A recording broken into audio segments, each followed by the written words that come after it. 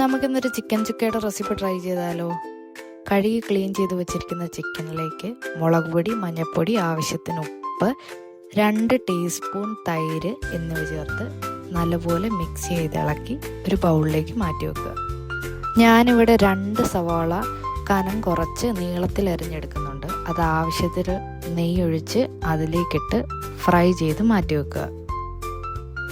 നമുക്ക് ഈ സവാള കുക്കിംഗ് ഓയിലും ഫ്രൈ ചെയ്തെടുക്കാവുന്നതാണ്. ഞാനിവിടെ നെയ്യ് ഉപയോഗിച്ചെന്ന് മാത്രം. കുക്കിംഗ് ഓയിലായാലും ഒരു കുഴപ്പമില്ല. ഈ സവാള ഇനി വറുത്ത് കോരിയത് നമുക്കൊരു ബൗളിലേക്ക് മാറ്റി വെക്കാം. ഇനി ആ പാനിലേക്ക് തേങ്ങാക്കൊത്ത് കനം കുറഞ്ഞരിഞ്ഞിടുക. അതിലേക്ക് ജിഞ്ചർ ഗാർലിക് പേസ്റ്റ്, 2 ടീസ്പൂൺ മല്ലിപ്പൊടി എന്നിവ ചേർത്ത് നല്ലപോലെ മിക്സ് ചെയ്ത് വെക്കുക.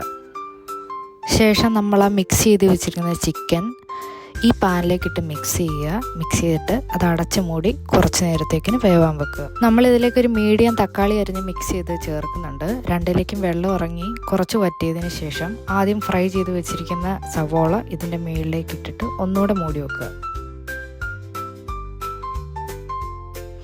ചിക്കൻ നല്ലപോലെ കുക്കായി കഴിയുമ്പോൾ നമുക്കിതിലേക്ക് ആവശ്യത്തിന് വേണ്ട കുരുമുളക് പൊടി, ഗരം മസാല, ആവശ്യത്തിന് കറിവേപ്പില എന്നിവ ചേർത്ത് നല്ലപോലെ മിക്സ് ചെയ്ത് ഒന്നുകൂടെ മൂടി വെക്കാം. ഞാനിതിലേക്കൊരു 200 ml ചൂടുവെള്ളം കൂടെ ഒഴിച്ചു കൊടുക്കുന്നുണ്ട്. കറി ഒത്തിരി ഡ്രൈ ആയിരിക്കുന്നത് എനിക്കിഷ്ടമല്ല, അതുകൊണ്ടാട്ടോ. അപ്പം നമ്മുടെ കറി ഇവിടെ റെഡി ആയിട്ടുണ്ട്. എല്ലാവരും ട്രൈ ചെയ്യുക, അഭിപ്രായം പറയുക. താങ്ക്